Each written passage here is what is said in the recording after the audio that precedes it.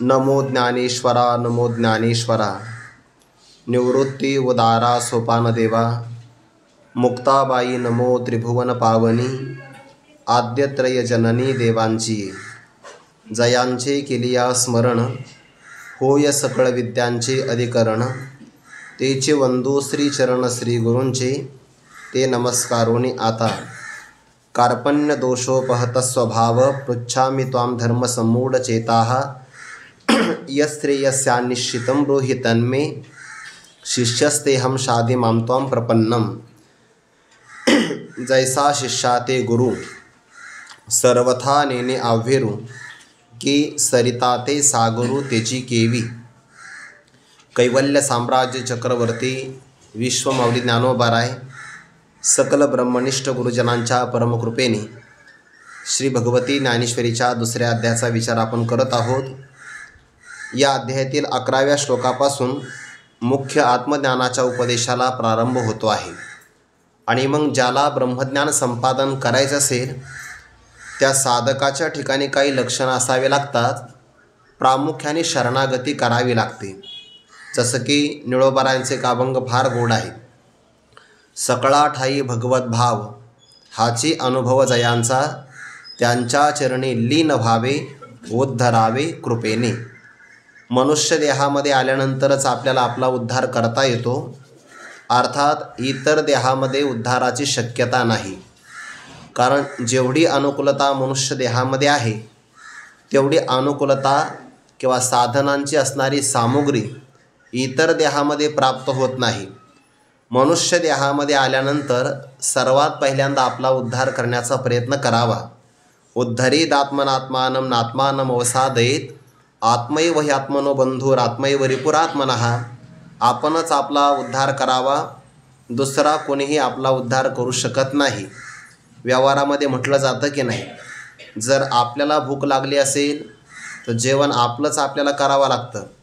किंवा जर आपल्याला एखादा आजार झाला असेल तर रोगनिवृत्तीकरता औषधोपचार आपलाच आपल्याला घ्यावा लागतो। रोग आपल्याला झाला आणि औषध दुसऱ्याने घेतलं म्हणजे आपला रोग निवृत्त होत नसतो। किंवा आपल्याला भूक लागली आणि दुसरा व्यक्ती जेवला म्हणजे आपल्याला तृप्तीचा ढेकर येतो, असंही होत नाही। उपचाराने म्हणावं लागतं, तुम्ही जेवले म्हणजे मी जेवलो। हे फक्त उपचाराने म्हणायचं असतं, प्रत्यक्षातला अनुभव मात्र तसा येत नाही। याचा अर्थ काय? रोगनिवृत्ती किंवा क्षुधानिवृत्ती ही ज्याप्रमाणे आपलीच आपल्याला करावी लागते, तसं दुःखाची आत्यंतिक निवृत्ती आणि परमानंदाची प्राप्ती अशा स्वरूपाचा जो मोक्ष आहे तो आपलाच आपल्याला करावा लागतो। दुसरं कोणीही त्यामध्ये सहाय्य करू शकत नाही। म्हणून भगवंताने 6व्या अध्यायामध्ये म्हटलं आहे, अर्जुना तव हासवणे श्रीकृष्ण म्हणे, तुझे नवल नाहे बोलणे, कवनासे काय दिजेल कवने अद्वैती येथ। या अद्वैत मार्गामध्ये कोणीच कोणाला काही देत नाही। म्हणजे मग वेद शास्त्र गुरु देव हे काहीच देत नाहीत का? हे फक्त आपल्याला मार्गदर्शन करवतात। वाटचाल आपलीच आपल्याला करावी लागते।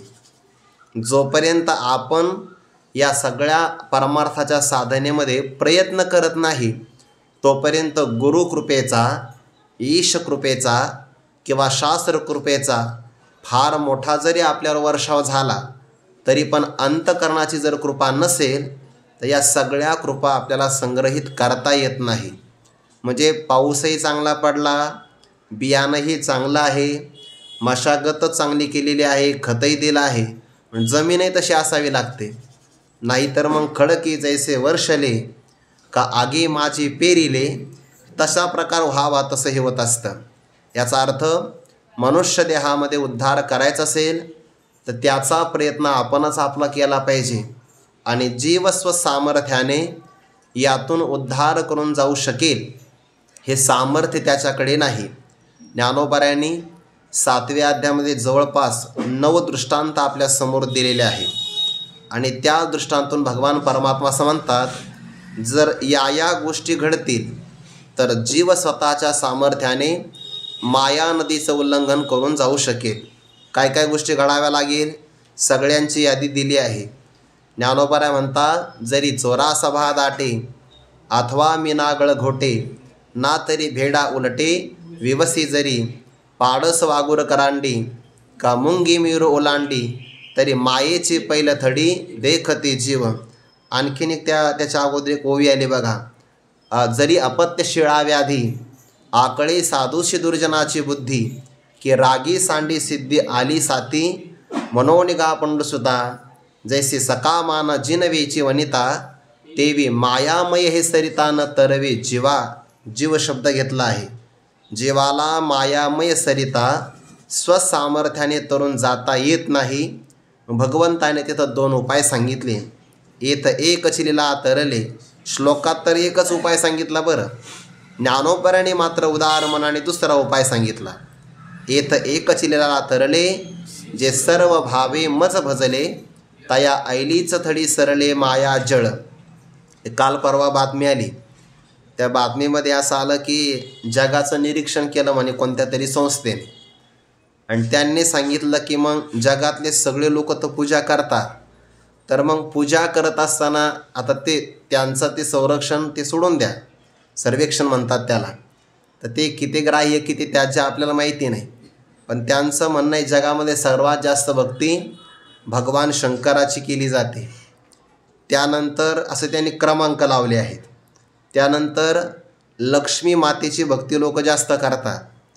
त्यानंतर भगवान श्रीकृष्णाची, मग प्रभू रामचंद्रांची, नंतर भगवान महाविष्णूची, त्या भगवान शिवाच्या नंतर हनुमंतरायांचा दुसरा क्रमांक लागलेला आहे.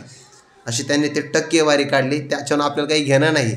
पण भक्ती करतात. शरण जाण्याचे प्रकार.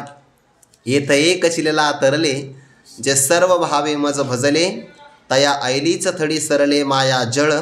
जया सद्गुरू तारू पुढे जे अनुभवाचे कासे गाढे जया आत्मनिवेदन तरांडे आकळले. मला फक्त त्यातल्या 2च ओव्या घ्यायच्या आहे. भगवान म्हणतात मामेव ये प्रपद्यन्ते माया मेताम तरंती ते. जे मलाच शरण येतात. एवकार वापरला. माम एव. माम म्हटले असते मला शरण येतात तरी चाललं असतं की नाही. पण नाही, मलाच म्हणजे अन्य कोणाला नाही. जे माझीच शरणागती करतात तेच माया नदीतून तरुण जातात. ज्ञानोबा म्हणतात देवा फक्त तुलाच नाही, सद्गुरू देवाला जरी शरण गेलं तरी माया नदीतून तरुण जाता येतं. हा ज्ञानोबाने त्या श्लोकावर केलेला वार्तिकाचा प्रकार आहे. माम एव या पदातून. कारण भगवंतालाही तेच सांगायचं आहे. अर्जुना आत्मज्ञाने चोखडी संत जे माझी रूपडी. संतांना शरण गेलं तरी मामे वै प्रपद्यन्ते आणि मला शरण आला तरी मामे वै प्रपद्यन्ते. आणि त्याच्या पुढे शब्द आलाय बघा आत्मनिवेदन. जो आपलं अंतकरण भगवंताला समर्पित करू शकतो तोच माया नदीतून तरुण जाऊ शकतो. याचा अर्थ समर्पण करणं त्याला शिष्य म्हणतात. ज्यांना करायचं आहे त्यांना गुरुदेव असं म्हणतात. ती शरणागती कशी असते ती या 7व्या श्लोकामध्ये सांगितली आहे. ज्याला ज्याला आत्मज्ञान संपादन करायचं आहे, आत्मज्ञानाशिवाय मोक्ष मिळत नाही आणि ज्ञान गुरुदेवांच्या कृपेशिवाय मिळत नाही. ती कृपा संपादन करायची असेल तर तरी तनु मनो जीवे चरणांशी लागावे आणि दास्य सकळ करावे. आणि अगर्वता शब्द मुद्दाम ठेवला ज्ञानोबाऱ्यांनी. कारण बरीच माणसं साधक मंडळी भक्ती करतात पण कुठे ना कुठेतरी भक्तीमध्ये अभिनिवेश येऊ शकतो.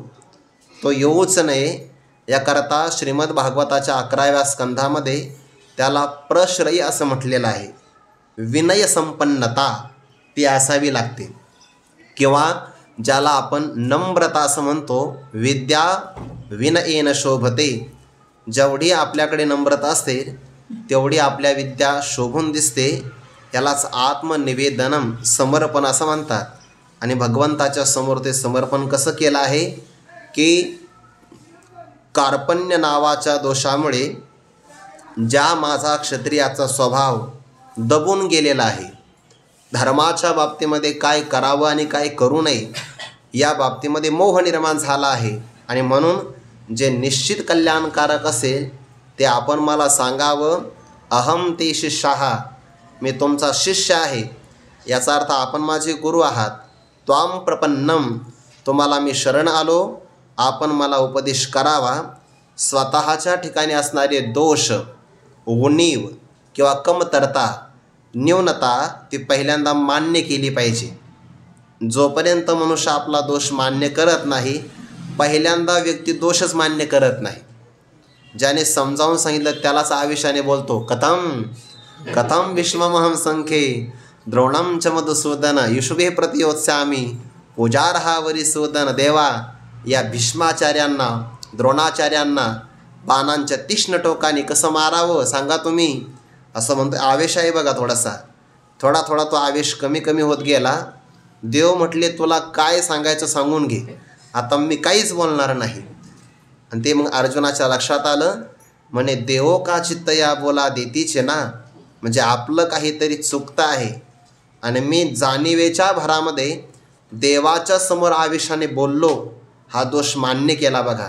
जे मोहे येणे चित्त व्याकुळ माझे, देवा तैसे मज जाहले, जे मन हे भ्रांती ग्रासिले, आता काय हिता आपुले तेही नेणे, शरणागती तरी श्रीकृष्णा तू आज आणावे, निकेते आम्हा सांगावे. देवा तू जाणलं पाहिजे माझा अधिकार, माझी भूमिका, माझं कर्तव्य, माझी साधना, मला देण्याकरता असणारा योग्य उपदेश तू जाणावा. आणि या सगळ्यांची निवड करून जे योग्य असेल ते आम्हाला सांगावं, निकेते आम्हा सांगावे. म्हणजे अर्जुना तू मलाच का बरं विचारतो, त्याचं कारण सखा तो आमचा आहे, सर्वस्व तोच आहे आणि सगळ्या प्रकारची नाती आघवे आम्हास येतो. या आघवे पदामध्ये आणखीन एक भाव आपल्याला ठेवता येईल. आपण व्यवहारामध्ये पाहतो, लौकिक अंगामध्ये जीवन जगणारा व्यक्ती सामान्य धन कमवतो आणि परमार्थातला व्यक्ती धनच कमवतो, पण त्याचं धन वेगळं असतं. तो का म्हणे धन ज्यांचे निज नारायण, किंवा हेच ज्यांचे धन सदा हरीचे चिंतन. सखाही तोच आहे, सर्वस्व आमचं तोच आहे, किंवा आमच्या जीवनातलं धन तेही आमच्यासाठी तोच आहे. एवढंच नाही, तो गुरु तोच आहे. कृष्णं वंदे जगद्गुरुम, किंवा बंधनातून सोडणारा बंधू तोच आहे, पालन करणारा पिता तोच आहे, आणि प्रियतम असणारी देवता तो आमची इष्ट देवता. आणि आतापर्यंत आमचा अनुभव असा आहे, जेवढ्या काळामध्ये आम्हाला संकट आली तूची सदा रक्षिता आपदी आमुते. भागवतामध्ये आपलं महाभारतात 2 ठिकाणी अशी प्रमाणं आलेली आहेत. जेव्हा देव कृपा करतात तेव्हा कृपा करत असताना परमात्मा साक्षात काही एखाद्या भक्ताचं रक्षण करण्यासाठी काठी घेऊन उभा राहतोच सगळ्या प्रसंगामध्ये, असं नाही घडत. परमात्मा त्याच्या अंतःकरणामध्ये विचार देतात, बुद्धी प्रदान करतात. ददामी बुद्धियोगम तम येन मामुपयांती ते. हे देवाचं रक्षण करणंच आहे. किंवा याच ठिकाणी हे भक्तराज अर्जुन कुंती मातेचे पुत्र आहेत. आणि मग महाभारताचं युद्ध संपल्यानंतर भगवान जेव्हा द्वारकेला जाण्यासाठी निघाले तेव्हा कुंती मातेनं भगवंताला प्रार्थना केली, प्रभो वरदान द्यायचं असेल तर आम्हाला एक वरदान द्या म्हणे. म्हणजे कोणतं वरदान? विपदः संतु न शाश्वत तत्र तत्र जगद्गुरो भवतो दर्शनम यत् स्यात् अपुनर्भव दर्शनम. आमच्या जीवनामध्ये कायम संकट आले पाहिजे. कोण मागतं असं? आपण तर लहान मुलाला सुद्धा प्रार्थना शिकवितो ना, चल देवासमोर हात जोड, देव बाप्पा आम्हाला सुखाचं ठेव, असं म्हणतो की नाही आपण? लहान मुलाला आपण हे शिकवितो. आणि कुंती मातेची प्रार्थना काय आहे? विपतः संतो न शाश्वत. आमच्या जीवनामध्ये कायम विपत्ती याव्या. खरं विपत्तीची जरी मागणी केली असेल तरी पण त्या पाठीमागे संपत्तीच आहे. का बरं? कारण विपत्ती आली की परमात्मा धावून येतो, आणि परमात्मा धावून आला की सगळ्यात मोठी संपत्ती तीच आहे. भवतो दर्शनम यत् स्यात्. आपलं आम्हाला दर्शन होतं आहे, आणि आपल्या दर्शनातून अपुनर्भव दर्शनम, पुन्हा संसाराचं दर्शन होणंच नाही, म्हणून हे मागितलं आहे. संकटसुद्धा चांगले असतात. म्हणजे थोडंसं संकट असेल आणि अपार आनंदाचा लाभ होत असेल तर थोडीशी संकट सहन केली पण पाहिजे. नाथ महाराजांनी भागवतामध्ये उदाहरण दिलं आहे. एक मनुष्य ज्वारीतून चालला, ज्वारीच्या शेतातून. मग आता ते पाखरं दाणे खात असतात, ते पाखरं उडवून देण्यासाठी शेतकरी एक मळा उभारतो. आता ते गोफण आहे की नाही का सांगता येणार नाही. गावाकडे असेल, इकडे तर काही पाहायला मिळत नाही गोफण. इकडे फक्त इमारतीच पाहायला मिळतात, गोफण वगैरे काही नाही. मग त्या गोफणमध्ये मातीचा गोळा ठेवायचा, फिरवायचा, सोडायचा. तो मातीचा गोळा फुटतो, ज्वारीच्या पानावर आदळला की त्याचा आवाज होतो, पक्षी उडून जातात. एका श्रीमंताच्या मुलाने ते पाहिलं. त्याला बाबा मलाही गोफणकुंडा उडवायचा आहे. बाळा, मातीचा जर उडवला तर आपल्या घराचा काय मान राहील? मग आपण सोन्याचा गुंडा तयार करू. सोन्याचा गोळा तयार केला, पण तोही फिरवता आला पाहिजे बरं. असं गोल गोल फिरवायचा सोडून द्यायचा, नाही तर आपल्याच पाठीत बसतो. असंही कधी कधी घडतं. त्याने तो गोफणकुंडा फिरवला. वयोवृद्ध व्यक्ती ज्वारीतून चालला, तर वाकत वाकत त्याच्या पाठीत बसला की त्याला चक्करच आली, बेशुद्ध पडला. राग आला त्याला. ते मनुष्याला ना ठेच लागली ना, तर तो असं शेजारी पाजारी पाहतो, आपल्या कोणी पाहिलं का नाही म्हणून. आणि नाही पाहिलं तर मग त्याला काही वाटत नाही. हे लहान मुलं असतात ना, लहान मुलं स्वतः जर त्यांना काही लागलं स्वतःच्या हाताने तर रडत नाही बघा.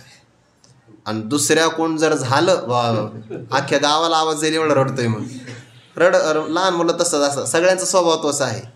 पण त्याने पाहिलं, राग आला की माणसं त्या दगडावर राग काढतात. ठेस लागली ना, स्वतःची चूक नाही मान्य करत. थोड्या वेळात जागा झाला आणि त्याने ते पाहिलं. म्हाताऱ्या माणसाला दगड फेकून मारला, कोण आहे म्हणे. पहिल्यांदा दगड तर पाहिला तर सोन्याचा गुंडा दिसला. त्या मुलाला हात केला, अरे इकडं हा, इकडं पक्षी जास्त आहे. गोफणकुंडा सन्मुख लागलिया अवश्य उठे दुःख, तोच सुवर्णाचा झालिया देख, दुःख लोपोनी सुख अनिवार्य वाढे. सोन्याचा पाहिला की दुःख जातं आणि सुखाची प्राप्ती. मग लौकिकात जर असं होत असेल, म्हणून तर कुंती मातेची अपेक्षा आहे काय? विपत संतु न शाश्वत, संकट भरपूर येऊ दे देवा. संकट आले की तुला येणं भाग पडतं. तो द्रौपदीकरिता आला, अर्जुनाकरिता आला, लाक्षागृहाच्या प्रसंगाला आला, द्रौपदी स्वयंवराच्या प्रसंगाला आला. तुझं दर्शन होत असेल तर संकट चांगलं आहे. म्हणून तूची सदा रक्षिता आपदी आमुते. आणि सगळ्यात पुढं चांगलं नातं, आता पाठीमागच्या तर ओवीमध्ये सांगितले तू गुरु, आणि याही ओवीमध्ये सांगतात की गुरु या पदाने तुम्ही गुरु आहात, मी तुमचा शिष्य आहे. आणि मग श्लोकामध्ये आलेला भाव आहे ना, शिष्यस्तेहम, तो ज्ञानोबा इथं पुढे प्रकट करता. मी तुमचा शिष्य आहे, तुम्ही माझे गुरु आहात. आणि मग गुरु आणि शिष्याच्या नात्यामध्ये काय घडावं? उपदेश घडावा हे खरं आहे, पण त्यातला आणखीन एक ज्ञानोबा सूक्ष्म भाग सांगतात की कोणत्याही काळामध्ये गुरूंकडून शिष्याचा अवेर त्याग घडता कामा नये. तो भाव नातं जोडला आहे. परमात्मन दुसऱ्या तिसऱ्या श्लोकामध्ये आपण बोलला, माझ्याकडून अवेर झाला, मी तुमचं ऐकलं नाही, मी तुमच्या वचनाचा त्याग केला, पण आता तसं तुमच्याकडून मात्र घडू नये.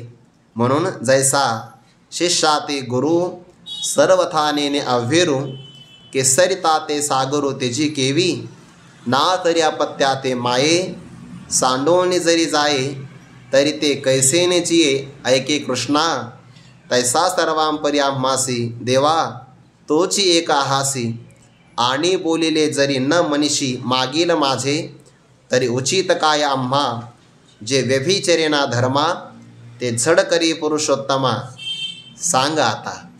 या सगळ्या ओव्यांचा एकत्र विचार आहे बरं. जवळपास या 4 ओव्या आहेत ना, सगळ्या एकत्रच आहे, म्हणून एकदाच वाचल्या. पहिलं उदाहरण दिलं आहे, अध्यात्मातलं सगळ्यात श्रेष्ठ नातं कोणतं असेल? द गुरु आणि शिष्याचं. या पलीकडे देव आणि भक्त, गुरु आणि शिष्य, हे सगळ्यात चांगलं नातं. साधकाने आपल्या जीवनातली सगळ्यात मोठी श्रीमंती कोणती समजावी? सगळ्यात मोठी, त्याला आपल्या गुरुदेवाच्या सान्निध्यामध्ये राहता येणं. त्याला वेदामध्ये अंतेवासी असा शब्द आले आहे. गुरूंच्या समीप राहणं, किंवा त्याला गुरुपसत्ती असं म्हणतात.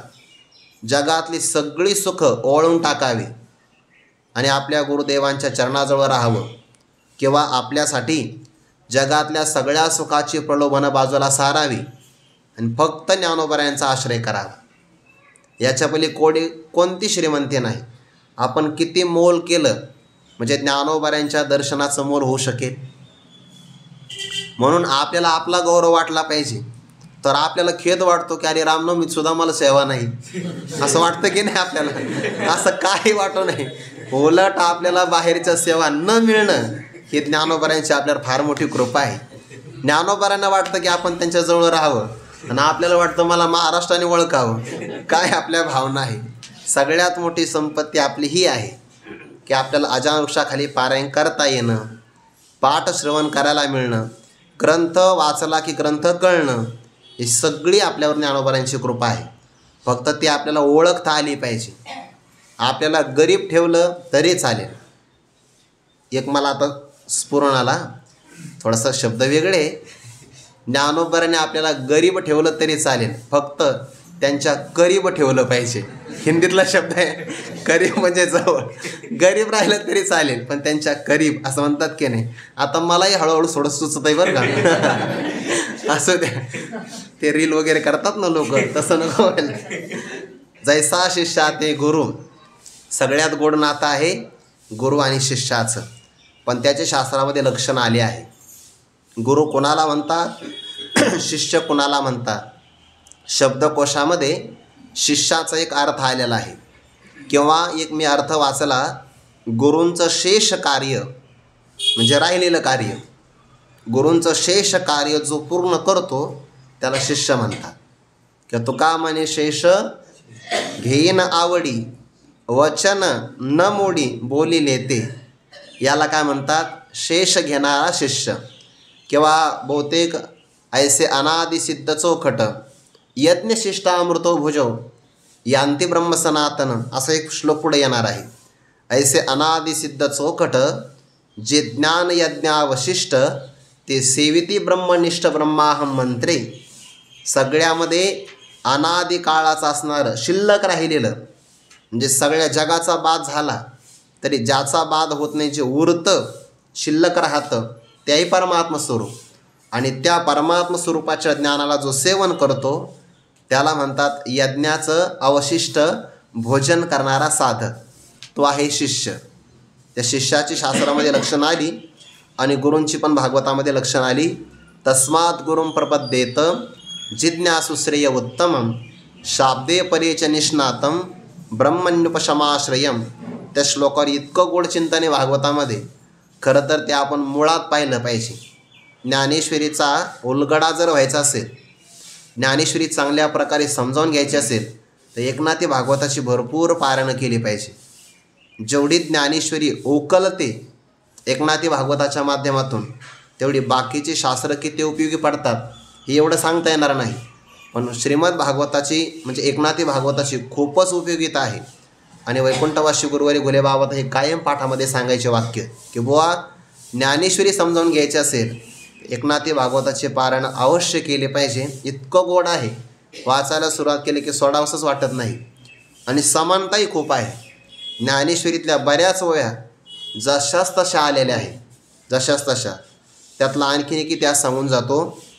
वास्तविक शांतीब्रह्म संत श्री एकनाथ महाराजांनी ज्ञानेश्वरीचं शुद्धीकरण केलं आहे शालिवान शके 1506 आणि शालिवान शके 1495, म्हणजे जवळपास ज्ञानेश्वरीचं शुद्धीकरण करण्याच्या अगोदर 11 वर्षांनी एकनाथी भागवताची रचना झालेली आहे. 11 वर्षांनी अगोदर एकनाथी भागवत रचलं आहे आणि नंतर पुन्हा ज्ञानेश्वरीचं शुद्धीकरण. तरीसुद्धा एकनाथी भागवतामध्ये जवळपास सारख्याच ओव्या आल्या. अगोदर शुद्धीकरण केलं असतं, नंतर ओव्या आल्या असत्या, तर आपल्याला म्हणता आलं असतं की ज्ञानेश्वरीचं शुद्धीकरण झाल्यामुळं त्या ओव्या तिथं आल्या. पण तसं नाही घडलं.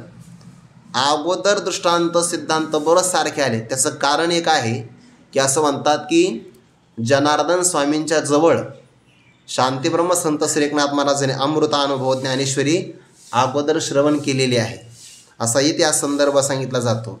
किंवा सगळ्यात महत्त्वाचा अर्थ, जे नाथ महाराज भागवताची रचना करतात तेच ज्ञानोबाराय आहे.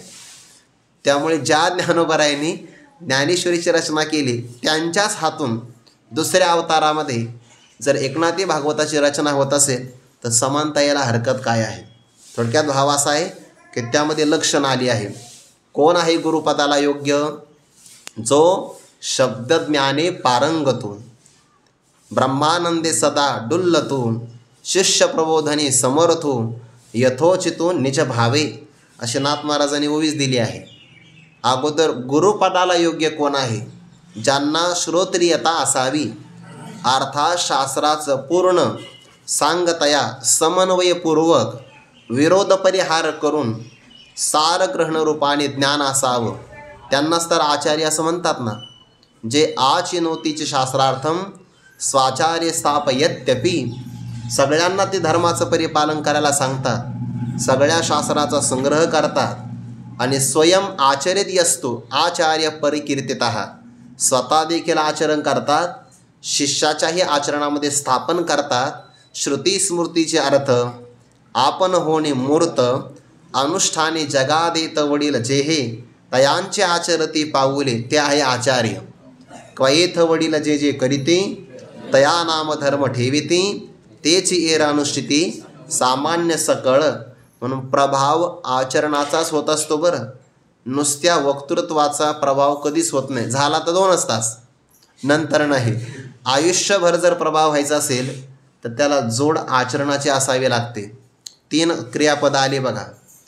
मग म्हणूने अनुष्ठिली, इक्ष्वाकुवा उपदेशिली, अशी परंपरा विस्तारिली. विस्तार, उपदेश आणि त्याच्या अगोदर अनुष्ठान सांगितलं आहे. म्हणून आचरणाचा अज्ञाना प्रगटावा धर्म तैसा आचरोनी, कारण आचरण केलं की धर्माचा प्रचार चांगला होऊ शकतो. म्हणून शब्द ज्ञानामध्ये जे पारंगत आहे, त्यानंतर जे ते सांगतात त्यांचा प्रत्यक्ष अपरोक्ष रूपाने त्यांनी अनुभव घेतला आहे. ब्रह्मानंदे सदा डुल्लतो, हा सदा शब्द आहे ना. जागृती, स्वप्न, सुषुप्ती, अनुकूलता, प्रतिकूलता, मान, अपमान, हर्ष, अमर्ष, सुख, दुःख, लाभ, हानी, जय, पराजय, किती प्रकार घ्या. या सगळ्या प्रकारामध्ये ज्यांची प्रसन्नता थोडीसुद्धा कमी होत नाही, ब्रह्मानंदे सदा डुल्लतो, कारण त्यांना जो आनंद मिळाला ना, त्या आनंदाला ब्रह्मानंद असं म्हटलं आहे. सामान्य विषयाचा आनंद अल्प असतो. खरं तर अल्प आनंद आनंदच नाही आहे, पण भ्रमाने फक्त अनुवाद करावा लागतो. यो वै भूमा तत्सुखम नाल्पे सुखम असती, जे व्यापक आहे त्याच्यामध्येच खरा आनंद आहे. अल्पामध्ये कोणत्याही प्रकारचा आनंद नाही. आणि अशा व्यापक आनंदाला जयाचे आत्मसंतोषी मन राहे, व्यापक आनंदाला ज्यांनी गवसणी घातली म्हणून त्या आनंदाने ते सदा डुलत असतात. सदा ब्रह्मानंदे सदा डुल्लतो. आणि आपल्याला जे मिळालं ते उदार मनाने सांगण्यासाठी सुद्धा प्रवृत्त आहे. शिष्य प्रबोधनी समर्थो, शिष्याचा प्रबोध करायचा असेल तर त्याकरता व्यक्तीच्या ठिकाणी औदार्य असावं लागतं. समर्थ म्हणजे बऱ्याचदा शिष्य काही प्रतिसाद देत नाही, पण शिष्याच्या ठिकाणी दयाभाव असल्यामुळे जोपर्यंत त्याला बोध होत नाही तोपर्यंत अर्जुना मी तुला सांगतच राहणार. भगवंताने बहुतेक 5व्या अध्यायाच्या शेवटी असं म्हटलं आहे, जेने जेने भेदे तुझे चित्त बोधे, तैसे तैसे विनोदे निरूपिजेल. ज्या ज्या प्रकाराने आणि जोपर्यंत अर्जुना तुला बोध होणार नाही त्या त्या प्रकाराने मी तुला सांगतच राहणार. याला औदार्य असावं लागतं. शिष्य प्रबोधनी समर्थो आणि यथोचितो निज भावे, जसा ज्याचा भाव तशा प्रकारे सांगायचं. ही सगळी लक्षणं आहे गुरुदेवाची. म्हणून तर शिष्यापासून सेवा घेणे हे स्वप्नेही न स्मरे म्हणे. शिष्यापासून ते सेवा घेत नाही, उलट शिष्याला पूज्य रूपाने पाहतात आणि त्याचीच आपल्याला करता आली तर सेवा करायची. हा त्यांच्या मनातला पराकोटीचा भाव. शिष्या पुत्र समान पाहावं हेही नाही पाहत ते. शिष्य पुत्र नाही, शिष्य ब्रह्मच आहे. आपण काय म्हणतो, गुरु साक्षात परब्रह्म. आणि त्यांचा एवढा मोठा भाव आहे की शिष्य शिष्य नाही, हा शिष्यच माझ्याकरता ब्रह्मरूपाने आलेला आहे. भगवान परमात्म्याने शिक्षण घेतलं उज्जैनला सांदीपनी ऋषींच्या आश्रमामध्ये. आणि मग 14 विद्या 64 कला फक्त 64 दिवसामध्ये शिकले परमात्मा. लोकसंग्रहासाठीच ते अगोदर सगळं तयारच आहे, पण मग पाठीमागून येणाऱ्या शिष्यांना हे कळालं पाहिजे की गुरुकुलातच राहिलं पाहिजे शिक्षणासाठी. मग लोकसंग्रह घडावा. आणि मग शिक्षण पूर्ण झालं तर गुरुदेवांना विचारलं की दक्षिणा द्यायची मला, गुरुदक्षिणा मागा. त्यांनी एकच वाक्य वापरलं, अनंत कोटी ब्रह्मांडाचा चालक असणारा परमात्मा शिष्यभावाने माझ्याजवळ राहिला, साक्षात परब्रह्म आहे, हीच तर सगळ्यात मोठी दक्षिणा आहे. आता मला कोणती दक्षिणा नको. शिष्यापासून सेवा घेणे हे स्वप्नी न स्मरे म्हणे, पण परमात्मन आपण शिष्यभावाने गुरुकुलात राहिलात, माझा गौरव झाला. आता अनादी काळापर्यंत, अनंत काळापर्यंत, अनादी नाही अनंत काळापर्यंत जोपर्यंत भगवंताचं आपल्याला स्मरण होईल तोपर्यंत सांदीपनी ऋषींचं नाव आजरामरच आहे की नाही. सगळ्यात मोठी गुरुदक्षिणा ही आहे. म्हणून ते शिष्यापासून काही अपेक्षा करत नाही. हा झाला गुरुदेवांचा अधिकार. पण त्या गुरुदेवांच्या समोर शिष्य भावाने राहत असेल तर त्याची काय लक्षणं, त्या शब्दकोशामध्ये अर्थ आला आहे, जो आपल्या वाणी, मन, काया, धन सर्वस्वाने गुरुदेवांच्या सेवेमध्ये रत झालेला आहे त्याला म्हणतात शिष्य. वरवर नाही. काया वाचा मन आणि वसुभिही, वसु म्हणजे धन, सगळं धनही त्यांचंच आहे, या रूपाने जो सेवेमध्ये तत्पर झाला त्याला म्हणतात शिष्य. किंवा शिष्याच्या बाबतीमध्ये काही लक्षणं सांगितली. तो कसा असावा, सर्वतः असंगम, सर्व बाजूने सर्व तो मनसो संगम, आदो संगम च साधुषु, दया मैत्रीम च प्रश्रयम, भूतेष्वद्धा यथोचितम. त्या शिष्याची लक्षणं सांगितली भागवतामध्ये. शिष्यात 2 प्रकार, एक माईक शिष्य आणि एक अमाईक शिष्य. माईक म्हणजेच काय, वरवर शिष्य.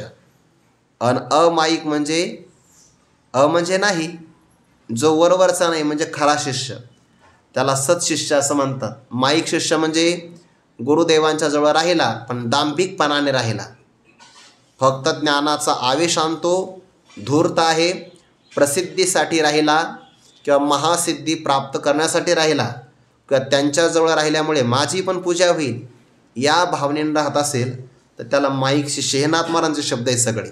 मग अमाईक शिष्याचे काय लक्षणं, तो मनाने असंग आहे, म्हणजे आसक्ती त्याच्या मनात कोणतीच नाही. त्यानंतर आसक्ती आहे पण कुठं, आदो संगमच साधुषु, साधूंच्या विषयी त्याला प्रेम आहे, प्राणीमात्रांच्या विषयी दयाभाव, मैत्रीचा भाव आणि प्रश्रयम म्हणजे विनयी संपन्नता. मला किती कळतं हे तो सांगतच नाही, आपल्याला जे जे कळतं ते झाकून ठेवतो, त्याला विनय संपन्नता असं म्हणतात. आणि या सगळ्यांकरता ज्ञानोबाने एक शब्द वापरला, आणि अगर्वता करावे दास्य सकळ. ज्याला गर्व असेल त्याला सेवा नाही घडत, कारण का, ज्याला गर्व असतो ना त्याला अभिमान असतो. आणि मग सेवा करता करिता कधी कधी गुरुदेव रागावू शकतात. गुरुदेव जर लोकांच्या देखत रागवले आणि त्याला जर अभिमान असेल तर तो गुरुदेवांनी माझा युगो हर्ट केला असं म्हणू शकतो की नाही तो. हो, माझा स्वाभिमान दुखवला गेला म्हणून तो शब्द वापरला, अगर्वता. कोणताच गर्व नसावा, चुकलं तरी अडचण नाही, बरोबरच आहे असंच म्हणावं, म्हणून काहीच नाही. त्याला म्हणतात शिष्य, ज्याच्या मनामध्ये हे सगळे भाव आहे. विनय संपन्नता, शौचम, तप आहे, शौच आहे, तितिक्षा सहन करायचं. वेदामध्ये, महाभारतात, उपनिषदामध्ये कथा आलेल्या आहे, किती त्या गुरुदेवांची सेवा करत असताना शिष्याने सहन केलं. पण गुरुसुद्धा शिष्याते सर्वथा अव्हेरून नेणे, सर्वथा म्हणजे सर्व प्रकारे त्याचा त्याग कधीच करत नाही. ते खऱ्या गुरु आणि शिष्याचं लक्षण आहे. त्या महाभारतामध्ये कथा आली आहे, आयोधधौम्य नावाचे ऋषी, त्यांच्या गुरुकुलामध्ये मुख्य 3 शिष्य राहिले. पहिला अरुणी, दुसरे उपमन्यू आणि तिसऱ्या शिष्याचं नाव आहे वेद. आता क्रमाने कथा सांगतो, अगोदर अरुणी, नंतर वेद आणि सगळ्यात महत्त्वाचे अव्हेरू नेणे, त्या उपमन्यूची कथा आलेली आहे. तर तो वेद नावाचा जो शिष्य होता की नाही त्याच्यावर आयुधधौम्य नावाचे ऋषी एखाद्या बैलावर जेवढं ओझं लादावं तेवढं भार त्याच्या पाठीवर द्यायचे सेवा करत असताना, पण बिनबोभाट तक्रारच नाही कोणती त्याची. मग तो आपल्याला तहान लागली का भूक लागली, थंडी का उन्हाळा आहे, काहीच नाही पाहायचं, फक्त सेवा करायची. त्याचा तो सेवाभाव पाहिला, सर्वथाने अभेरू, आणि त्याला वरदान दिलं की तुला आता अध्ययन करायची गरज नाही. तुझ्या अंतकरणामध्ये सगळ्या वेद, धर्मशास्त्र, पुराण या सगळ्यांचं ज्ञान आपोआप प्रगट होईल. जैसा शिष्या ते गुरु सर्वथाने न्यावेरू. त्यांचा एक शिष्य होता अरुणी. ते पावसाळ्याचे दिवस, पावसाळ्याच्या दिवसामध्ये फार मोठा पाऊस पडायचा. आता पावसाचं प्रमाण कमी झालं आणि पावसाचं वेळापत्रकही राहिलं नाही, कारण आपणच नाही पाळत. पावसाला वाटलं यद्य दाचरती श्रेष्ठ तत्तदेवे तरो जनाः. मोठी माणसंच वेळापत्रक पाळत नाही लोक, तर आपण तरी कशाला पाळायचं. पण आता पावसाळ्यात पाऊस कमी पडतो आणि इतर ऋतूमध्येच जास्त प्रमाणात. जुन्या काळात तसं नाही, काले वर्षतो पर्जन्यः, बरोबर त्या काळामध्ये पाऊस पडायचा आणि मोठ्या प्रमाणामध्ये. मग ते शेतातलं पाणी वाहून जावं लागलं. मग आयुधधौम्य नावाच्या ऋषींनी सांगितलं आपल्या अरुणी नावाच्या शिष्याला की तू जा आणि आपल्या शेतातलं पाणी वाहून जाऊ नये, पाणी आडव, बांध घाल तिथं, कारण त्या भाताला जास्त पाणी लागतं, सर्वात जास्त पाणी त्यालाच लागतं. त्याने पाणी साळी केळी लावीची काय, साळी आणि केळीला सर्वात जास्त पाणी लागतं बघा, सर्वात जास्त. ज्याला जास्त पाणी लागतं त्याला शिजवायलाही जास्तच पाणी लागतं. नियमच आहे असा, ज्या ज्या पदार्थाला फल परिपक्व होण्याकरता जेवढा वेळ लागतो तेवढाच त्याला शिजवायला वेळ लागतो. मूग लवकर येतात, मुगाची डाळ लवकर शिजते, आणि तूर उशिरा येते ना, पण शिजायला वेळ लागतो. आता आपण कुकर वापरतो तो भाग वेगळा आहे, किंवा काही घरामध्ये ते ओव्हन वापरतात, ओव्हन नावाचं यंत्र. खरं तसं नाही, ते निवांत शिजू दिलं पाहिजे. मातीच्या मडक्यामध्ये करून तो बघा, म्हणजे तुम्हीच तुमचं करा असं त्याला म्हणायचं आहे, असा अर्थ. त्याच्यामध्ये ते सगळे घटक तयार होतात, चांगल्या प्रकारे जीवनसत्व उतरतात त्याच्यामध्ये, वेळ लागतो. आणि मग त्या शेतातलं पाणी दुसऱ्या शेतात गेलं नाही पाहिजे. सेवा सांगितली, दिवसा करता येईल ना, रात्री कशी सेवा करायची. पाणी तर आडवं जाऊ देत. त्याने भरपूर प्रयत्न केला, मातीचा बांध घातला, दगडाचा बांध घातला, पण पाण्याचा प्रचंड वेग, त्यामुळे ते भिंत पडून जायची किंवा बांध फुटायचा. शेवटी त्याने विचार केला, इथं आपणच आडवं पडलो तर पाणी आडवलंच आहे, आणि आडवाच पडला तो. रात्रभर गार स्पर्श होतोय, त्या पाण्यातले जीवजंतू त्यांना त्या त्वचेला छेदन करतात, म्हणजे कापतात किंवा काटतात म्हणतो की नाही, दंश करतात, पण तक्रार नाही, कारण गुरुदेवांनी कार्य सांगितलं आहे. आपल्यालाही सेवा करावीशी वाटते, पण सोपी, हां, जे आपल्या अनुकूल आहे, आपल्या टप्प्यात पाहिजे, असे कठीण नाही. मग त्यांनी विचार केला की आपला शिष्य सकाळी गेला आहे पाणी अडवण्यासाठी, अजूनही आला नाही. बाकीच्यांना विचारलं, म्हणजे कुठे रे, म्हणजे गुरुदेव तुम्ही सेवा सांगितली, तो अजून काय आला नाही. रात्रीच निघाले शोधासाठी. जैसा शिष्या ते गुरु सर्वथाने न्यावेरू. काय दया आहे. आपण जर आपल्या गुरुदेवांची विचार केला ना, गुरुवरे मारुती बाबा, डॉक्टर बाबा किती काळजी घेतात. मी काल प्रवासाला गेलो, बाबाने फोन केला, तुम्ही अजून कसं काय आले नाही. काही संबंध असतो का आपला. मारुती बाबा दररोज विचारतात, जेवण केलं की नाही. जैसा शिष्या ते गुरु सर्वथाने न्यावेरू. हे अंतकरण फक्त त्यांनाच प्राप्त आहे, बाकी तुलना नाही करू शकत आपण कोणाची. निघाले ते धौम्य ऋषी, आवाज दिला. अरुणी तो गार पडला होता ना पाण्यामध्ये, गुरुदेवाचा शब्द ऐकला तो, गुरुजी मी इथं आहे, कारण उठावं तर पाणी फुटतं ना. गुरुदेव तिथं जवळ आले, म्हणे मग उठ की. नाही, तुमची आज्ञा ना पाणी अडवा म्हणून, मी तुला आज्ञा देतो, आता उठ म्हणून. आणि तो त्या शेतातल्या बांधाचं उद्दलन करून आला, म्हणजे तोडून फोडून वरती आला. उद्दलन म्हणजे तोडफोड करून वरती आला ना, त्या बांधाचं नाव पडलं उद्दालक. आजपासून तुझं नाव होईल उद्दालक. त्याला वरदान दिलं, तोही ज्ञानाला प्राप्त झाला. आणि मधला शिष्य होता उपमन्यू. त्या उपमन्यूकडे सेवा दिली. आपल्या गुरुकुलातल्या सगळ्या गायी तू एकट्याने चारायच्या, आणि तो मग चांगला, तो जायचा त्याला विचारलं, म्हणे तो एवढा दष्टपुष्ट दिसतो, काय करतो? म्हणे मी गाई चालायला जातो आणि तिकडंच मधुकरी मागतो, तिकडंच जेवतो, संध्याकाळपर्यंत येत नाही. तसं नाही म्हणे. अरे गुरुकुलाचा नियम आहे, मधुकरी मागावी, पण गुरुदेवांना अर्पण केल्याशिवाय स्वतः खाऊ नये. तुम्हाला जी गुरुदेव तुमची आज्ञा. मधुकरी मागायची आणि गाई पण चारायच्या. त्या धौम्य ऋषीने ते मधुकरी आणले की त्याला द्यायचीच नाही. परीक्षा घेतली त्याची, द्यायचीच नाही, कारण गुरुदेवाने दिल्याशिवाय खायची नाही. प्रसादच नाही तर उपाशी राहिला. बघू हा काय करतो म्हणून. तरी 2-3 दिवसांनी पाहिलं आणि विचारलं, तू तर दष्टपुष्ट दिसतो रे, तुला तर काही उपवासाचे श्रम नाही. तुला गुरुजी मी अंदाज पाहिला तुमचा, तुम्ही मला काही मधुकरी देणार नाही असं मला वाटलं, मी दुसऱ्यांदा मागितली लोकांना. असं नाही करायचं म्हणे.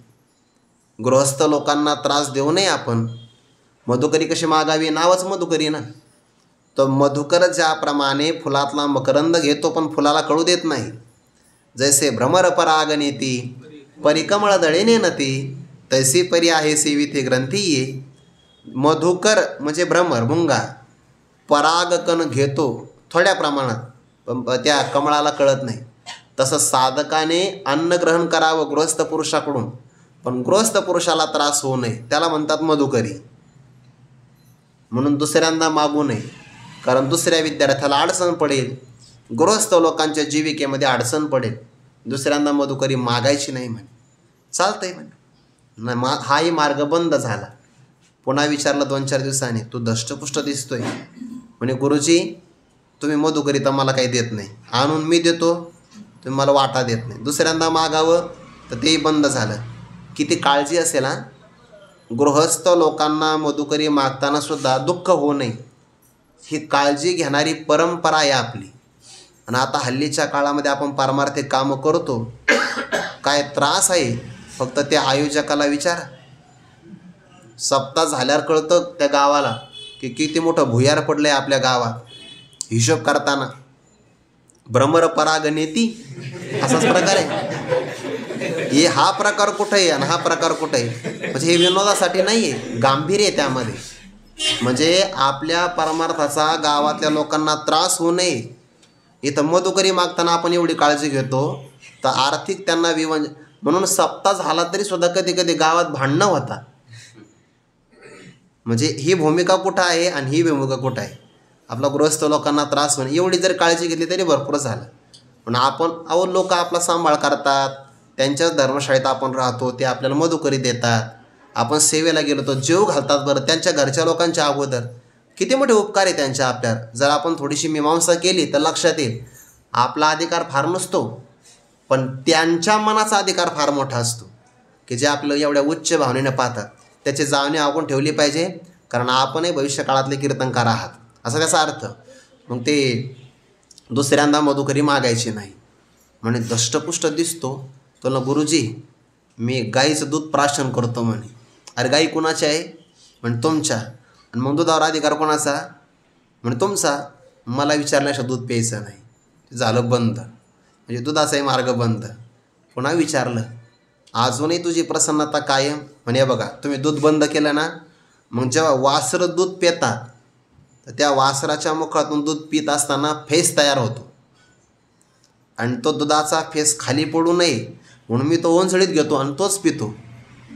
ते म्हणले नाही नाही नाही, अरे वासराला तुझी दया येते म्हणून ते उपवाशी राहतात आणि जास्त दुधाचा फेस तुझ्यासाठी तयार करतात. तसं करायचं नाही म्हणे. झाले सगळे मार्ग बंद झाले. आपले एवढे जर बंद मार्ग झाले असते आपले घरी फोन गेले असते, हां कोणत्या संस्थेत ठेवलं तुम्ही मला, हां कुठून तुम्हाला दुर्बुद्धी झाली, काय मी तुम्हाला जड झालो होतो का, असा विद्यार्थी म्हणेल. हां आईवडिलांना फोन करून सांगेल. इथं थोडासा विलंब जरी झाला तरी अडचण आहे की नाही. ही परीक्षा आहे, परीक्षेत पास झालं पाहिजे. त्या सगळे मार्ग बंद झाले. भुक्त लागली, मग काय करावं? ते रुई असते ना, आज शनिवार आहे का, योगायोगानं आलं बघा ते रुई. ते हनुमंतरायाला वाहतात ना ते रुईचे पानं, त्याच्यातून फोडलं की पांढऱ्या रंगाचा चीक येतो ना, हां त्याच्यात दूध एक प्रकारचं, ते त्याने खाल्लं. आणि ते उष्ण असतं, त्याचे ते डोळेच गेले. भूक लागली त्याने जास्त प्रमाणात ते खाल्ले. गायी आल्या माघारी आपापल्या मार्गाने, आणि तो आंधळा झाला आणि एका विहिरीत पडला. गुरूंना दया निर्माण झाली. जैसा शिष्या ते गुरु. त्याने अरे मी जास्तच परीक्षा घेतली याची, मी सगळे मार्ग बंद केले, माझा उपमन्यू माझ्या रुष्ट तर नाही झाला ना. मग शोधा करता निघाले. तो विहिरीत पडला. आवाज आला गुरुदेवाचा. म्हणे गुरुदेव मी इथं आहे. गुरुदेव म्हणले काय झालं तुला? ऐकू येत होतं. म्हणे मी ते पानं खाल्ले म्हणे त्या रुईची, त्यामुळे नेत्रज्योती गेली. गुरुदेवांनी त्याला मंत्र सांगितला. म्हणे नेत्र चांगले राहायचे असेल तर अश्विनी कुमाराची प्रार्थना करायची, कारण ते देवाचे वैद्य आहेत. त्याने विहिरीत असताना मंत्र जपला. आता तो मंत्र जपला तर अश्विनी कुमार काय कोणत्याही देवाला यावंच लागेल ना, कारण भक्तीच तेवढी गुरुदेवाची त्याची. मंत्र जप केला की अश्विनी कुमार प्रसाद घेऊन आले. ते म्हणे हा प्रसाद पहिल्यांदा खा. ते नाही, गुरुदेवांना निवेदित केल्याशिवाय, समर्पित केल्याशिवाय मी प्रसाद खाणार नाही. अश्विनी कुमार म्हणले ऐक आता, तुझे जे गुरुदेव आहेत त्यांनी सुद्धा त्यांच्या गुरुदेवाच्या आज्ञेने अशीच एक प्रार्थना केली होती. त्या काळात आम्हीच प्रसाद घेऊन आलो होतो, आणि मग तुझ्या गुरुदेवाने त्यांच्या गुरुदेवाला अर्पण न करताच प्रसाद खाल्ला होता. त्यामुळे तूही तसंच कर की, गुरुदेवाला देऊ नको, तू एकटाच का. तुम्हाला माझ्यासमोर माझ्या गुरुदेवांची उणीव काढायची नाही. तुम्हाला प्रसाद द्या वाटला द्या, बाकीचं मला काही सांगू नये. काय निष्ठा असेल, आणि माझ्या गुरुदेवांची उणीव सांगू नका. त्या काळात काही परिस्थिती वेगळी असेल, पण मी माझ्या गुरुदेवाला अर्पण केल्याशिवाय प्रसाद खाणार नाही. अश्विनी कुमार म्हणे वा, परीक्षा पाहिली म्हणे तुझी, काय एकनिष्ठ येतो. आता तुझ्या गुरुदेवाचे तरी दात लोखंडाचे आहे, पण तुझे दात सोन्याचे होतील असं वरदान दिलं. आणि मग गुरुदेवसुद्धा प्रसन्न झाले. जैसा शिष्या ते गुरु सर्वथा नेणे अभेरू. आणि मग तो उपमन्यू सगळ्या वेदांतामध्ये शास्त्रामध्ये निष्णात झाला. ही सगळी उदाहरणं काय सांगतात? समर्पित भाव. जैसा शिष्या ते गुरु सर्वथा नेणे अभेरू. तसं भगवंतासमोर अर्जुन जे म्हणतात, देवा आता पहिल्या अध्यायामध्ये तो माझा सारथी होता आणि मी रथी होतो, म्हणून मी तुम्हाला आज्ञा दिली, सेनयोरुभयोर्मध्ये रथम स्थापयमेच्युत, अशी मी तुम्हाला आज्ञा दिली. पण आता नाही, आता तुम्ही आज्ञा द्या. करिष्ये वचनम तव, आता तुम्ही आज्ञा द्या मला, तुम्ही माझा अव्हेर करू नका. बरं, हे उदाहरण नाही दिलं, आपण माझा अव्हेर करू नये हा त्यातला ध्वन्यार्थ प्रगट केला आहे. जैसा शिष्या ते गुरु सर्वथा नेणे अव्हेरू, की सरिता ते सागरू तेजी केवी. सरिता म्हणजे नदी. नद्यांचा कधी सागर परित्याग करतो का? कधीच करत नाही बघा. कधी म्हणजे जास्त करून पावसाळ्यात करत नाही. पावसाळ्यात सगळ्या गावातलं गढूळ पाणी घेऊन नदी निघते. सगळी नदी घेऊन येते खडुळे, असं म्हटले 11व्या अध्यायामध्ये. सगळं गढूळ पाणी घेऊन येते. मग समुद्र म्हणतो का थांब थांब थांब, फिल्टर लावायचं राहिलं मग ये, असं होतं कधी? नाही. गढूळ पाणी जरी आलं तरी उदार मनाने सागर त्या सरितेला आपल्यामध्ये सामावून घेतो. सरिता ते सागरू तेजे केवी ना तरी. तिसरं उदाहरण अपत्या ते माये, सांडवणी जरी जाये. उदाहरण कोणाचं दिलं आहे? अपत्य आणि मायेवर. इथं मुलगा घेत असताना अपत्य म्हणजे लहान मुलगा घ्यायचा की ज्याला आईशिवाय कोणताच पर्याय नाही. जरी एक स्तनंद आहे, स्तनपान करणारा मुलगा. समजा आता मोठा मुलगा झाला, शिक्षणाला गेला, तर आईपासून दूरच राहतो की नाही, म्हणून मोठा मुलगा नाही घ्यायचा. इथं अपत्या ते माये, ज्याला आई कडेवर घेऊन सांभाळते आणि ज्याला आईशिवाय पर्याय नाही त्याला म्हणतात अपत्य. नाथ महाराजांनी एक अर्थ केला आहे हस्तामलकामध्ये, ज्याच्यामुळे आपत्ती येते त्याला म्हणतात अपत्य. आणि खरंच आहे, त्या मुलाच्या बाबतीमध्ये गर्भ सांभाळायचं म्हणलं की आपत्तीच आहे, किंवा जन्माला घालायचं तरी आपत्तीच आहे, किंवा त्याला काही समजत नाही तोपर्यंत संगोपन करावं लागतं, म्हणून आपत्ती येते ना, म्हणून त्याला अपत्य शब्द आलेला आहे. आणि मग आई त्याला सांभाळते. जिच्यामध्ये माया आहे त्याला म्हणतात माय. ती आपल्या अपत्याला सोडून सांडवणी जरी जाय, सोडून निघून गेली तरी ते कैसेने जी ऐके कृष्णा. कसं जगेल ते देवा ऐकतो ना तू, ऐके कृष्णा ते कसं जगेल.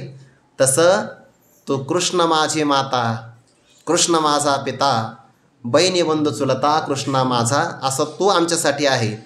तैसा सर्वांपरी आम्हासी देवा तूची एका हासी. सर्व प्रकारे किती नातं सांगितले माहिती आहे का? सखा, सर्वस्व, आघवे, गुरुबंधू पिता, तो आमची इष्ट देवता किंवा तुची सदा रक्षिता रक्षण करता 8 झाले. त्यानंतर शिष्या ते गुरु हे नाते सांगितले किंवा याच ओळीमध्ये अपत्यात हे माई, जवळपास 9-10 नाते सांगितले. सर्वांपरी सर्व प्रकारे देवा तूचे कामाला आहेस. आणि माझं मागणं जर तुला बोलणं आवडत नसेल तर उचित काय आहे ते तुम्हाला सांगावं. आणखीन 2 ओव्याचा आपल्याला विचार करायचा आहे, पण तो विचार आपण 62 आणि 63 ओवीचा विचार उद्या करू. कुंडली कवरदारी विठ्ठल श्री ज्ञानदेव तुकाराम मौली ज्ञानेश्वर महाराज की जय. जगद्गुरु तुकाराम महाराज की जय. सद्गुरु जोग महाराज की जय.